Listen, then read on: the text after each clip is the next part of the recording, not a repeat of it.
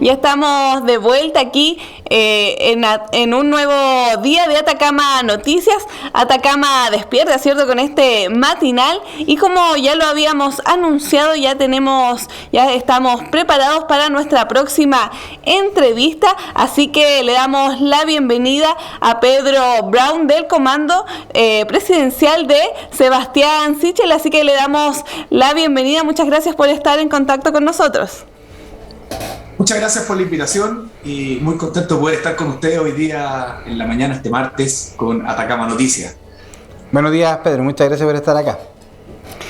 Pedro, quería partir preguntando por un tema que es muy importante, sobre todo hoy, que es sobre el cuarto retiro y esta política del retiro del 10% de los fondos de pensiones. ¿Cómo lo analizan desde la campaña presidencial de Sebastián Sichel?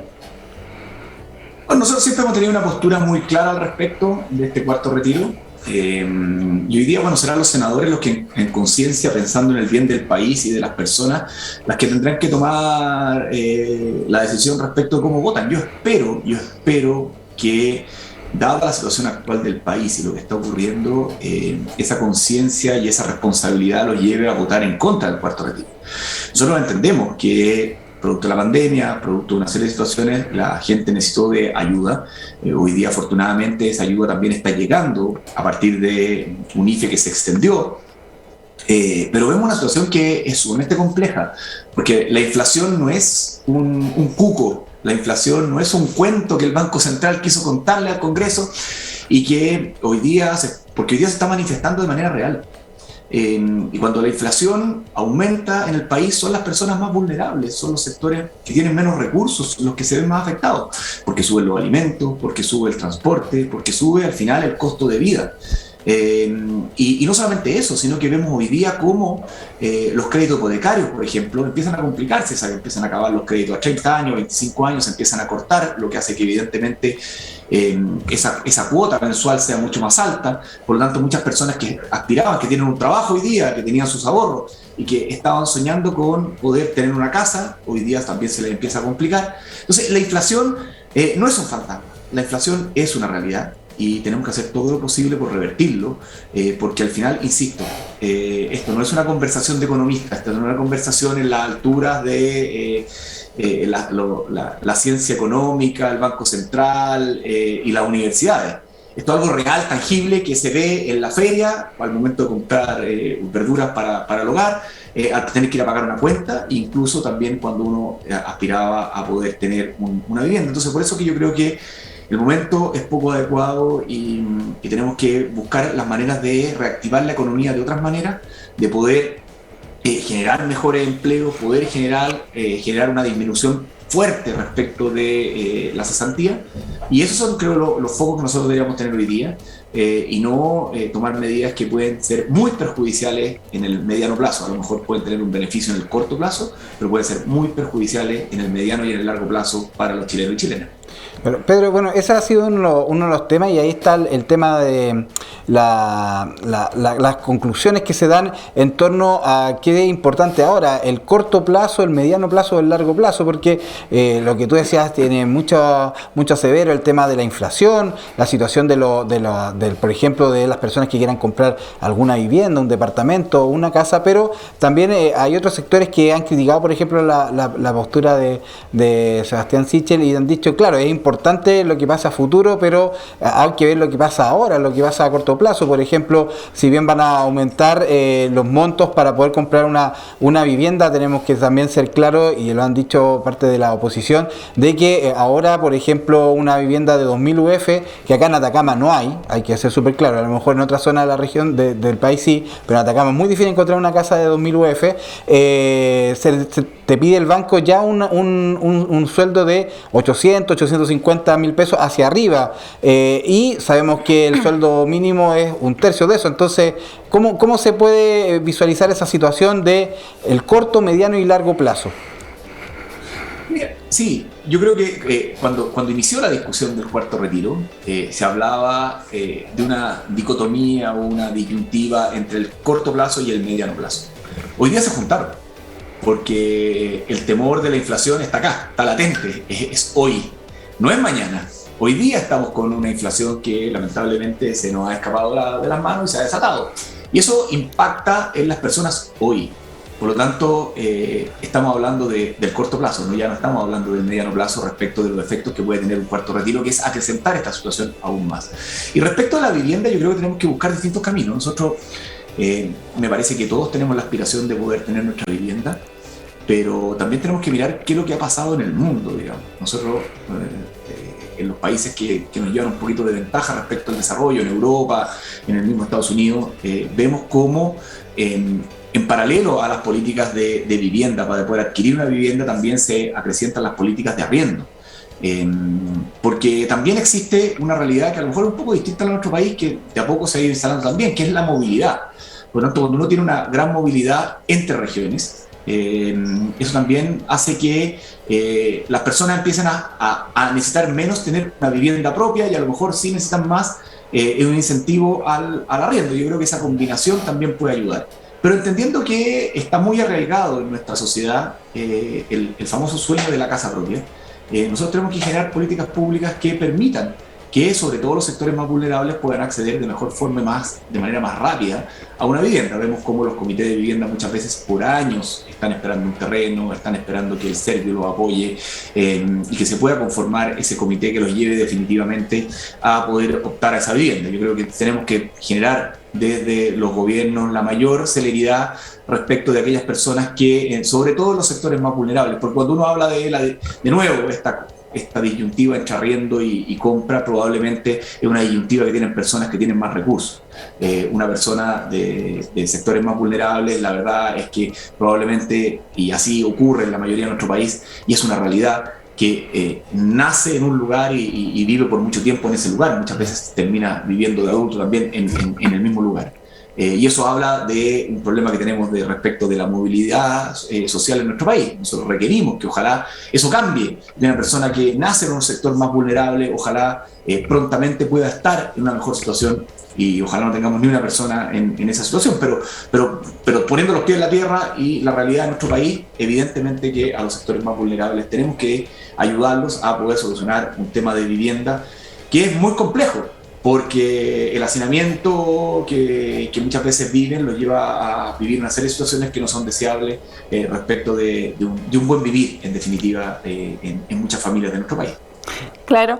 Pedro, otro de los temas muy importantes, sobre todo para este canal, es el tema de la descentralización, y quisiera saber ahí cuáles son las posturas respecto a economía, cultura, para avanzar en este tema.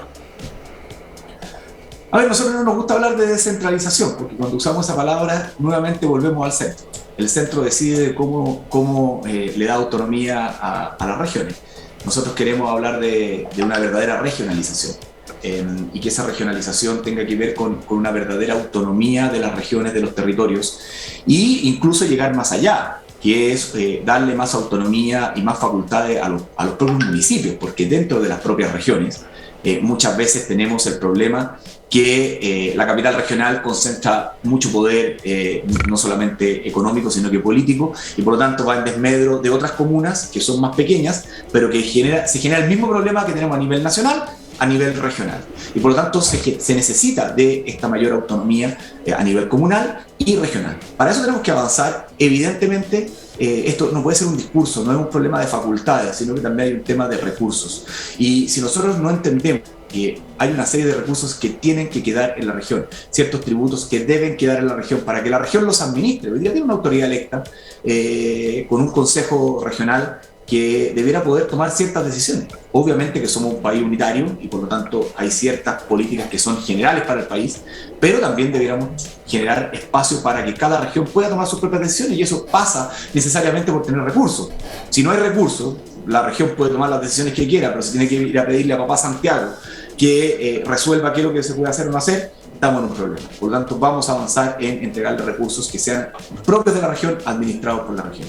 Y por otro lado, para nosotros es sumamente importante que un gobierno nacional tenga la mirada regional. Y para eso se requiere de personas que hayan nacido en regiones, y no necesariamente en las capitales regionales, también en otras comunas, como les decía antes, que integren los gobiernos. El talento que hay en las regiones es gigantesco y muchas veces no se mira por parte del gobierno central. La gran mayoría de las autoridades son santiaguinas, viven en Santiago, todos los ministerios están en Santiago. Uno no se explica por qué el Ministerio de Minería está en Santiago, cuando la minería principalmente se desarrolla en la zona norte. O por qué la Subsecretaría de Pesca, por ejemplo, están también en Santiago, donde no hay pesca, ¿no es cierto? O sea, yo creo que también pueden haber señales descentralizadoras cuando el Estado, alguna de sus dependencias también la lleva a regiones, a los lugares donde ocurren las cosas, porque tiene mucho más sentido y de alguna manera se dan señales claras respecto de la descentralización, o la regionalización más bien, para no caer en el juego de palabras. Pedro, sin lugar a dudas que las encuestas son muy vistas, algunos las pueden analizar, se han equivocado en los últimos tiempos, no han estado muy bien, principalmente en las últimas elecciones, pero ¿cómo ustedes analizan estas encuestas donde se ha visto una baja de Sebastián Sichel y a lo mejor alza de otros candidatos? Las encuestas son fotos del momento. Nosotros lo hemos dicho cuando hemos estado arriba en las encuestas y hoy día que no estamos también en esas mismas encuestas. Y lo hemos dicho desde el principio, desde el día siguiente que ganamos, que si le hubiésemos hecho caso a las encuestas y a los, llamémoslo no son opinólogos, sino que son a todos aquellos analistas políticos que día a día vemos en los distintos programas diciendo cómo van las candidaturas y qué es lo que va a pasar en el futuro, que se equivocaron todos rotundamente, completamente. Nosotros a 15 días de la elección, estas mismas encuestas que se han conocido la última semana nos ponían en un quinto lugar. Estaba primero Daniel Jadue con Joaquín Lavín escapadísimo, Yanna Proboste y ya no me acuerdo quién más, y nosotros recién aparecíamos en un quinto lugar, muy lejano, y cuando se medían primaria también, nos doblaban a lo menos. Lo mismo le ocurría a Gabriel Boric con Daniel Jadue. Y esto fue a 15 días o 3 semanas de la elección cuando se pudiera publicar la última encuesta. Y el resultado después fue muy distinto. Entonces, yo no he visto una autocrítica de quienes hacen las encuestas, no he visto una autocrítica respecto de las personas que se sientan en los paneles como expertos electorales a predecir qué es lo que va a pasar en el futuro y en la próxima elección, respecto del chascarro que tuvieron, no solamente en las primarias, sino que también en la Convención Constitucional. Yo me acuerdo cuando Encuesta Cadem nos dijo que el rechazo iba a obtener cerca de un 45% y obtuvo un 20%. Entonces, tomarla ahora como un oráculo, la verdad que a mí me parece a lo menos aventurado. Es un dato, evidentemente, uno quisiera estar bien en las encuestas, porque al final también generan sensaciones, son opiniones que se van transmitiendo, pero nosotros seguimos insistiendo que una campaña presidencial tiene que ver con el despliegue en el territorio y que la sensación que nosotros tenemos hoy día respecto de la respuesta que hay en la calle por parte de la ciudadanía hacia la candidatura de Sebastián Sichel nos tiene muy conforme, es una sensación muy parecida a la que tuvimos en la primaria, así que ojalá que la ciudadanía vaya a votar, porque ese es el otro gran tema. O sea, nosotros sabemos que de los 13, 14 millones de votantes que hay en nuestro país en las elecciones presidenciales en los últimos 30 años, nunca ha votado más de 7 millones de personas, y es algo que no tiene que ver con el voto voluntario, porque pareciera que hay un grupo de personas que no se inscribió, que la pusimos en el padrón de manera legal, digamos, pero que tampoco siguen yendo no a votar. Entonces, ojalá que vaya a votar mucha gente, ojalá que las personas que sienten que el proyecto de Sebastián Sichel, un proyecto en el centro, poniendo a las personas en el centro, que quiere cambios y reformas en libertad, en democracia, en paz, con orden, que no quiere una polarización del país, no quiere que el país se vaya ni a la extrema derecha ni a la extrema izquierda, vayan a votar, nos apoyen y podamos tener un buen resultado en noviembre. Yo creo que más que mirar encuestas, lo que hay que mirar es el resultado del 21 de noviembre y trabajar con mucha humildad, tratando de conquistar esos corazones para que nos apoyen en la elección. Claro. Pedro, hablabas de esta como radicalización del país en estos dos sentidos, y quería preguntar sobre esta diferenciación con este otro candidato que es Kast, y sobre las críticas que ha generado en este mismo sector, cómo las reciben y cuál es para ustedes la importancia de diferenciarse con este otro candidato. A ver, nosotros no hemos diferenciado con la candidatura de Gabriel Boric, no hemos diferenciado con la candidatura de Yanna Proboste, con la de Neo también, de profesor Artés, evidentemente. Con la de París es más difícil porque es una candidatura que es como virtual.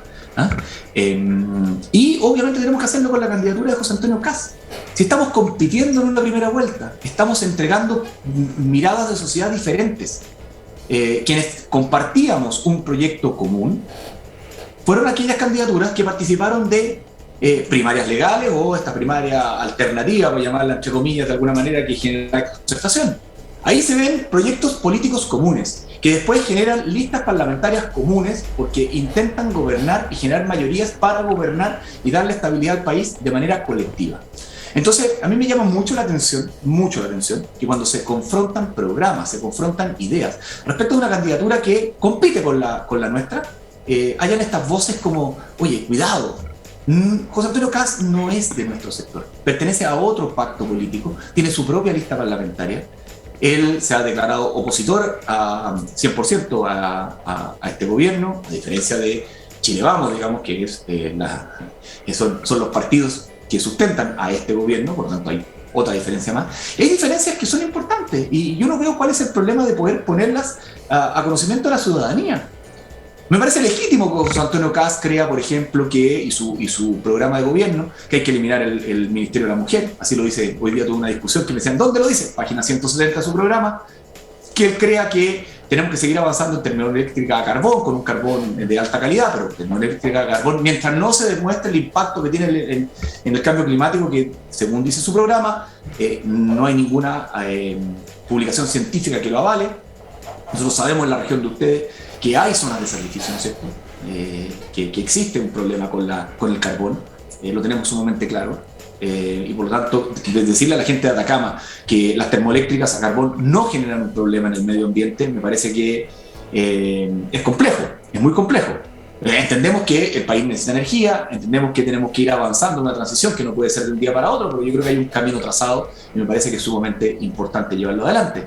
Entonces, cuando se plantean ese tipo de cosas, ahí te pongo 2 puntos, por ejemplo, donde hay diferencias sustanciales, o cuando José Antonio plantea en una entrevista que un niño que crece en una familia monoparental, o sea, con un padre, una madre, un abuelo, y no con un padre y una madre con esta figura clásica de familia, que no es la realidad de la inmensa mayoría de los chilenos. Va a tener problemas, va a ser un niño con dificultades, va a ser un niño que va a tener una serie de contraindicaciones, digamos. Me parece que nosotros tenemos una mirada distinta. Nosotros tenemos que generar todas las políticas públicas que ayuden a esos niños y a esas familias a salir adelante, porque entendemos que es la realidad del país, que es la realidad de nuestra sociedad. Entonces, es lo que vive la inmensa mayoría de los chilenos y por lo tanto, más que estigmatizarlo, nosotros lo que queremos es ayudarlos porque entendemos que, como ha ocurrido, muchos de esos niños y la gran mayoría de esos niños son niños con un talento en todo orden de cosas, son niños que se desarrollan muy bien, son niños que están perfectamente insertos en una sociedad y nadie sabe, la verdad, nadie sabe si este niño fue criado por padre y madre o no fue criado por padre y madre. No es un tema hoy día, yo creo, a mí por lo menos no me pasa y tampoco lo ando preguntando y no me parece que no corresponde, al revés, yo valoro muchísimo y me saco el sombrero por todas esas madres que son capaces de criar y sacar adelante a sus hijos con ambos roles, que es una tremenda realidad en nuestro país, pero para el revés, o sea, yo los aplaudo de pie porque entiendo lo difícil que es criar, uno como padre lo sabe, y pucha, la dificultad que es hacerlo solo, entonces tratar de estigmatizarlo, por ejemplo, a mí no me parece, hay una diferencia. Me parece que uno tiene que respetar eso, respeto que ellos crean que un pacto político, en un pacto político como el de ellos, no cabe la posibilidad de, por ejemplo, del matrimonio homosexual y la adopción homoparental. Yo creo en una coalición donde hay diferencias, pero que se respeta esa diversidad y que mayoritariamente cree que tenemos que avanzar en una situación de justicia, que es poder darle las mismas condiciones a personas que se aman, que quieren formar una familia, y a niños que hoy día pueden ser adoptados, ya sea por cualquier tipo de familia, que le va a dar amor, que le va a dar cariño, que le va a dar contención, y que los va a hacer poder tener un mejor desarrollo en sus vidas. Así que eso nosotros estamos sumamente claros en eso, y por eso que marcamos diferencias. Eso no es un ataque, eso no es una pelea, es simplemente marcar ciertas diferencias, visiones distintas de sociedad que me parece que son sumamente legítimas. Pedro, tomando en cuenta toda la situación de la pandemia que ha generado cambios en cómo se hacen las campañas políticas, estamos en plena campaña, empezó el tema de la franja electoral también, y sin lugar a duda en este sentido los debates son muy importantes porque ahí se puede conocer de mejor forma a todos los candidatos, sus programas, cuáles son sus objetivos y sus anhelos. En este sentido te quería preguntar cuál es el análisis que ustedes realizan a la actuación de Sebastián Sichel en los debates y alguna autocrítica a lo mejor de cosas a mejorar en estos debates que él ha participado. Me ha parecido que ha ido bastante bien en los debates, o sea, ha tratado de buscar un tono de no confrontar, de no entrar en esa pelea farandulera de la política, eso que vimos en los últimos debates, donde uno dice fascista, comunista, ¿cómo se llama?, intolerante. Vimos incluso un día que uno le dijo al otro hijo de terrorista. O sea, esa es una discusión que la verdad es que mentiroso y no sé qué cuestión. O sea, yo creo que ese tipo de discusiones no nos conducen a ninguna parte. Lo que los chilenos esperan de los debates es que confrontemos posiciones, ideas, propuestas, visiones de país. Lo que te decía antes, que seamos capaces de discutir qué es lo que cada uno cree con respeto a. Yo creo que es súper importante el respeto en esto, porque son visiones distintas, pero me parece que son legítimas. Yo parto de la base que todos los candidatos quieren el bien del país, el bien de la inmensa mayoría de los chilenos, con caminos diferentes. Y eso es lo que los chilenos, en definitiva, tienen que elegir en el momento de la elección. Y eso es lo que en los debates nosotros tenemos que poner como acento. Entonces, quizás cuando uno dice, bueno, ¿qué es lo que no hay que buscar? No enganchar. Cuando hay un ataque que sea más personal, que tenga que ver con una descalificación, de no enganchar. Salir siempre por arriba en la búsqueda de plantear propuestas. Los chilenos están cansados de la polarización, los chilenos están cansados de la discusión política media farandulera, como decía antes, para sacar un buen titular o para llevarse la cuña o el minuto de televisión, sino que ojalá podamos generar más espacios de contenido, más espacios de propuestas, más espacios respecto de cómo llegamos al living de la casa de las familias de nuestro país a llevarle soluciones a los problemas que tienen hoy. Eso yo creo que los chilenos están esperando para los próximos 4 años y no esta discusión, mucho mirándose al ombligo de los políticos, que al final pareciera que no le interesa lo que está pasando fuera de la discusión política y más bien tiene que ver con un concurso de popularidad entre candidatos. Claro. Pedro, esta elección presidencial es esencialmente importante, ¿cierto? Porque quien salga presidente va a tener que gobernar con una nueva constitución. ¿Cómo se proyecta este trabajo para gobernar con esta nueva carta magna? Yo creo que va a haber que esperar el resultado. Queda todavía mucha discusión en la Convención Constitucional. Hay un plebiscito de salida, por cierto, a final de camino, digamos, para que los chilenos puedan decidir si les gusta o no les gusta. Me parece que es una gran alternativa que uno puede tener.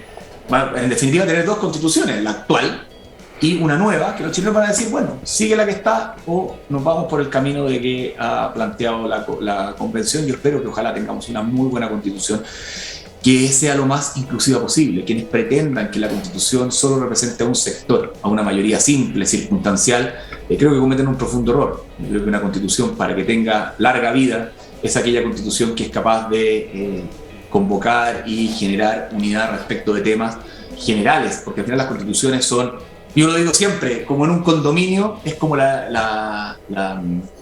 ¿cómo se llama? El reglamento de copropiedad.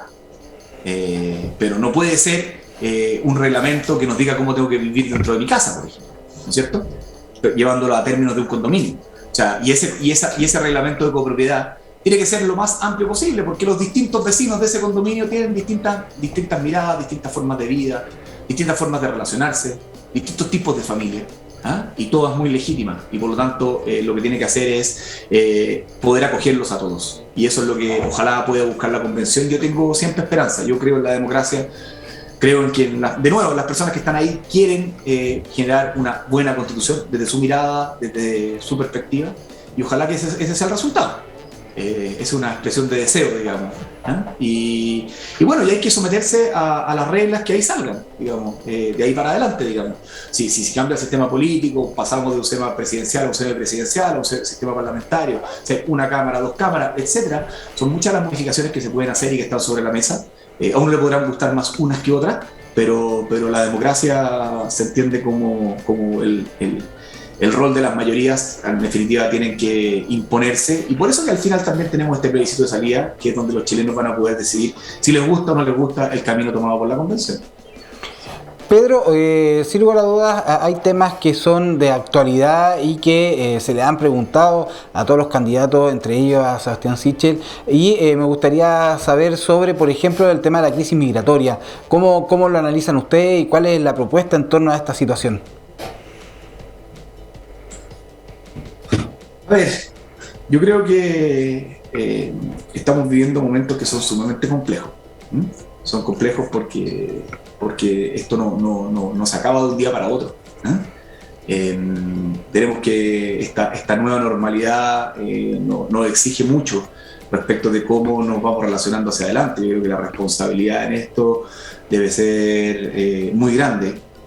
Ojalá todos nos sigamos cuidando, tengamos mucho cuidado, porque al final necesitamos vacunarnos todos. Ojalá todos se puedan poner terceras dosis, ojalá todos puedan respetar distanciamientos, puedan respetar el uso de las mascarillas, los aforos, etcétera, que nos permitan poder ir saliendo de las situaciones que estamos viendo hoy día, pero entendiendo que sigue latente, que sigue ahí. Y eso al final genera que perdamos libertades, que nos cueste sacar adelante nuestros negocios, y estamos a puerta también de una situación económica que va a ser compleja. Todo nos hace prever que vamos a tener un año 2022 bastante complejo, y por lo tanto tenemos que hacer todos los esfuerzos para que el próximo año sea un año lo más normal posible. Creo que es sumamente importante desde el punto de vista del desarrollo de nuestras vidas. Obviamente nos acostumbramos un poquito a tener algo en la cara, nos acostumbramos a juntarnos en grupos más pequeños, pero ojalá eso lo podamos mantener, ir mejorando y prontamente podamos volver a la mayor normalidad posible a lo que estábamos acostumbrados antes de una pandemia que ha sido brutal. Pero ya para ir finalizando nuestra entrevista, una de las cosas que se indicó por parte del pueblo, de la comunidad, cuando fue el estallido social, era la distancia que se veía en algunos casos entre el sistema político, entre los partidos, las autoridades políticas con la población en general. Y en ese sentido, una de las cosas que se criticaba era este distanciamiento en torno, por ejemplo, a los financiamientos de las candidaturas, al financiamiento de las elecciones. Estábamos en pleno proceso con la situación del presidente, esta acusación constitucional. ¿Cómo lo ven ustedes esta situación? ¿Cuál es la autocrítica que se pueden realizar desde un conglomerado como el que tú estás? A ver, obviamente que la situación que hoy día conocemos del presidente es una situación que es compleja, hay un nuevo antecedente, ojalá la justicia está tomando carta en el asunto para investigar, y creo que hay que dejar que las instituciones funcionen. Esto no significa hacerse el desentendido, sino que creo que en una democracia uno tiene que respetar la institucionalidad, y eso la Fiscalía está haciendo una investigación, que se investigue todo lo que se tenga que investigar, que se aclare todo lo que se tenga que aclarar, y ojalá no queden dudas respecto del proceso. Yo no tengo por qué desconfiar cuando el presidente dice que está todo en orden y que no se ha hecho nada al margen de la ley. No tengo, al revés, tiendo a creerle a las personas que parten siempre desde su verdad, y será la justicia la que tenga que terminar. Ya la Fiscalía en su minuto desestimó este caso, dicen que hay nuevos antecedentes, bueno, que se investigue. El Congreso tiene sus facultades, pero me parece que pasar automáticamente a una acusación constitucional al presidente en medio de un periodo electoral, cuando quedan 4 meses de gobierno, 5 meses de gobierno, me parece que lo único que genera es inestabilidad y un tema más bien político que un tema real. Yo creo que habían otras instancias antes. Me hubiera gustado que se agotaran todas las instancias. Yo llegaría siempre a una acusación constitucional cuando uno se ha formado la convicción de que se requiere hacer. Es la última instancia de todas, más allá cuando se quiere destituir un presidente de la República. Por lo tanto, me llama la atención que no se haya hecho una comisión investigadora, porque ya hubo una que no fue un éxito hace bastante tiempo atrás respecto a este mismo tema. Incluso algunos de los que hoy día propician ella fueron integrantes, no participaron nunca de aquella, o muy pocas veces, de aquella instancia. Entonces, que esto no solamente sea una instancia para sacar rédito político, sino que efectivamente poder llegar al fondo del asunto. Y si se van a usar herramientas que tiene el Congreso, son propias de él, yo las respeto, pero usémoslas escalonadamente. Partamos por la primera comisión investigadora, que además permite poder citar a todas las personas, porque en la discusión de la comisión de la acusación constitucional ni siquiera es obligación que las personas vayan. Entonces, se pierde mucha información, no se logra avanzar de buena manera y ojalá, creo yo, dejar que la Fiscalía haga su trabajo y creo además que a priori sabemos cuál va a ser el resultado de la acusación constitucional, se va a aprobar en la Cámara de Diputados, se va a rechazar en el Senado. Pedro, nos quedan muy poquitos minutos, pero me gustaría saber sobre el tema del financiamiento, porque incluso sale el nombre de Sebastián Sichel. Nos quedan poquitos minutos de esta entrevista, si me puede dar la respuesta sobre ese tema, sobre el financiamiento electoral. Ahora, el financiamiento de la candidatura de Sebastián Sichel está absolutamente claro, transparente en el CERVEL. Hoy día avanzamos en una ley que es absolutamente transparente, solo pueden aportar las personas con su RUT por un monto acotado, se sabe exactamente quiénes son, y las personas que no tienen partido político, porque vemos, por ejemplo, las candidaturas que están vinculadas a partidos políticos, los partidos les pueden hacer aportes que vienen desde el Estado, y por lo tanto tiene una tremenda ventaja. Entonces, que se cuestione que una candidatura pueda recibir aportes de privados, que es lo que el Congreso determinó, y de nuevo, quienes hoy día critican, que son candidatos a la presidencia, aprobaron esa ley, porque acordémonos que en nuestro país podían aportar las empresas, podían aportar las personas, los montos no estaban acotados, era de alguna manera opaco porque era reservado, nadie podía saber quién aportaba. Hoy día sabemos con nombre y apellido, el RUT de la persona que aportó voluntariamente y por montos que están completamente acotados por la ley. Por lo tanto, poner en cuestión el sistema que se aprobó para avanzar en un sistema mucho más transparente a mí me parece que es absurdo hoy día.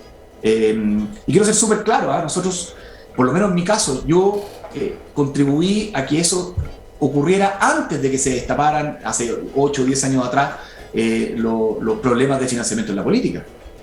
Fue antes, fue un año antes de que se destaparan que nosotros ya habíamos planteado, ya habíamos llegado a un acuerdo con el entonces gobierno de Michelle Bachelet para reformar el sistema electoral, para reformar el sistema de financiamiento de las campañas y de los partidos políticos. Así que obviamente que se puede perfeccionar, bienvenido sea, pero es el sistema que hoy día tenemos, que es absolutamente transparente, legal, y por lo tanto si uno lo pone en cuestión, yo pondría muchísimo más en cuestión que hoy día no se avance en algo que yo también planteé cuando estuve en el Congreso, un proyecto de ley que hacía que cualquier autoridad que se presentara a otro cargo tenía que renunciar al cargo que estaba ejerciendo.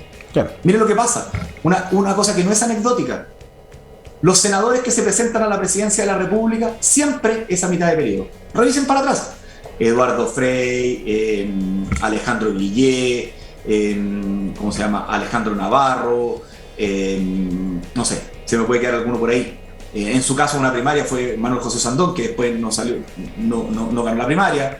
En este caso hoy día Yanna Proboste. Son todos senadores que están a mitad de periodo, porque tienen una condición que es muy favorable, que es que ganan o pierdan, siguen siendo senadores por 4 años y quedan muy bien posicionados para su reelección. Entonces es una situación que es completamente anómala. ¿Por qué no avanzamos en lo mismo que ocurre con un alcalde, que cuando es para el propio cargo renuncia al último mes para hacer campaña y no está en la municipalidad tomando decisiones? Quienes vayan al Congreso deberían hacer exactamente lo mismo, para que no estén legislando en su propio favor para salir reelectos. Y quien se presenta a otro cargo, que al momento de inscribir su candidatura tenga que renunciar. Eso me parece que sería transparente y lógico respecto a la ciudadanía. Yo lo planteé hace ya 5 años atrás y la verdad que lo único que recibí fueron pifias en ese minuto, porque obviamente que atenta contra los intereses de que están incumbentes, quienes están hoy día en el Congreso. Bueno, esperemos que en la próxima Constitución esté ahí puesto ese tema que es muy claro. Pedro, lamentablemente ya la hora nos pilló, pero queremos agradecerte por haber estado junto a nosotros acá en el matinal de Atacama Noticias. Muchas gracias por haber estado junto a nosotros acá en el matinal. Muchas gracias a ustedes y espero en una próxima oportunidad a lo mejor estar ahí en vivo, no por Zoom. Tengo una debilidad por la región. No la puedo contar porque estamos en el horario matinal, que tiene que ver con un producto de Vallenar, que creo que es el mejor producto visquero de nuestro país, por lejos. No vamos a dar avisos comerciales, pero tengo una debilidad por ahí. Perfecto. Ahí, bueno, cuando venga para acá nos avisa y ahí lo vamos a tener aquí en el matinal. Eso, pues, muchas gracias. Muchas gracias. Que esté muy bien. Por la invitación. Ok, chao, que estés bien. Hasta luego. Que tenga muy buen día. Igualmente.